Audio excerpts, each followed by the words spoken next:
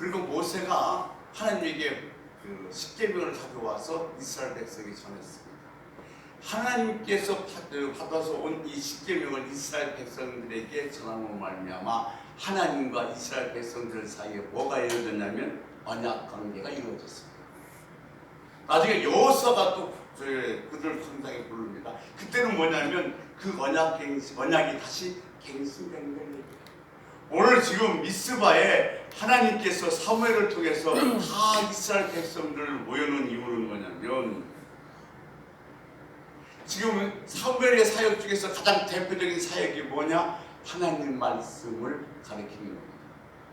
성경에서 보면 성경에서 위대한 사람이 태어날 때마다 그 시대에 뭔가 결핍한 것이 있었어요. 그 결핍 때문에 하나님께서는 그 위대한 선지자가 그 시대에 거기에 태어나게 하셨던 것입니다. 사무엘이 태어날 때도 어떻게 했어요? 말씀이 희귀했다. 하나님의 말씀을 제대로 전하는 자가 없었습니다. 한나의 통곡을 통해서 사무엘을 허락하시면서 그 사무엘이 하나님 말씀을 통해서 이 시대를 깨웁니다. 이게 미스바 사건에서 가장 중요한 사건은 뭐냐면 하나님 말씀이 선포된 것입니다. 하나님 말씀을 가까이 하는 것은 말씀을 가까이 하는 겁니다.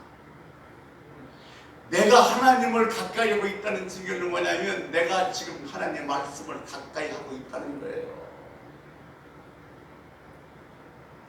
여러분, 하나님 말씀을 가까이 하시기 바랍니다. 아멘. 그래야만이 하나님을 가까이 할 수 있습니다.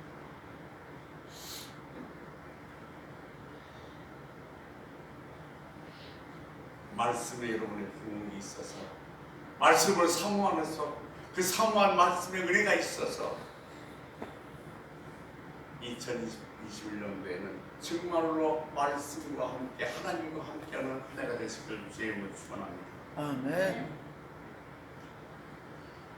정말 울어야 할 때 울어야 합니다.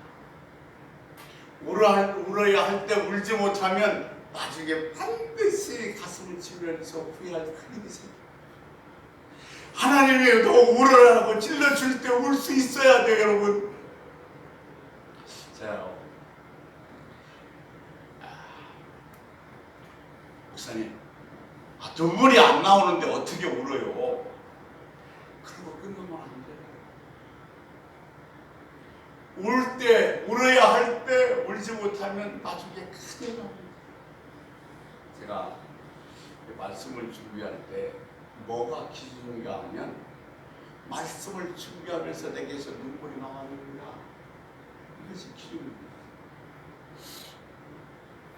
정말 저도 2020년 돌아볼 때 너무 안타깝고 하나님한테 죄송한 부분이 너무너무 많아요.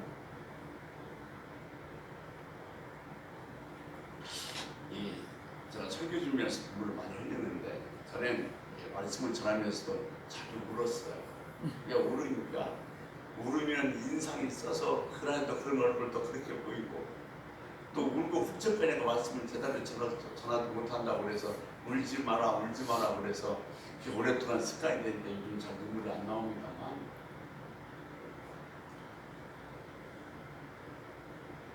정말 울 수 있을 때 오래요. 제가 정말 부러운 분들이 있어요. 이렇게 찬양을 하다 보면 사람이 이렇게 울라 그러면 인상이 쏟잖아요, 자연적으로. 그런데 얼굴 표정은 그대로 있어요. 근데 찬양을 부르면서요, 눈에서 눈물이 흐르시는 걸 보면 하나님의 저 영혼을 만져주는 것 같아서 그런 감정이 아니라 하나님의 그 영혼을 부르는 노래 같아서 얼마나 은혜가 되는지 몰라요. 눈물 흘릴 때 흘릴 수 있어야 돼요. 말씀이 좀 그렇습니다만 2021년에는 많이 웃으십시오. 올 수 있는 은혜가 있기를 주의 이름으로 소원합니다. 우리 사실 지금 많이 울 때예요. 얼마나 힘들고 어려워요. 우리뿐이에요. 일 하나가 얼마나 어렵습니까? 코로나19 때문에. 그 어려움은 내 어려움이라고 생각하고 이 나라의 고통은 내 고통이라고 생각하면서 이 어려움을 해서 우리가 눈물뼈를 울 때에 이 코로나19라는 전염병가 사라질 줄 믿습니다. 어쩌면 저 개인적인 생각이지만 이 믿는 우리들에게 너희들은 울어라 울어라 하라고 이 코로나19를 주신 같은 생각도 듭니다.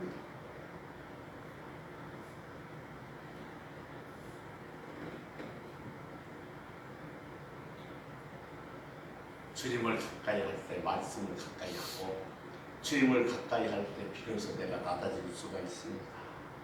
주님을 가까이 할 때 말씀을 가까이 할 수 있고 내가 낮아질 수 있고 주님에게 집중할 수 있습니다.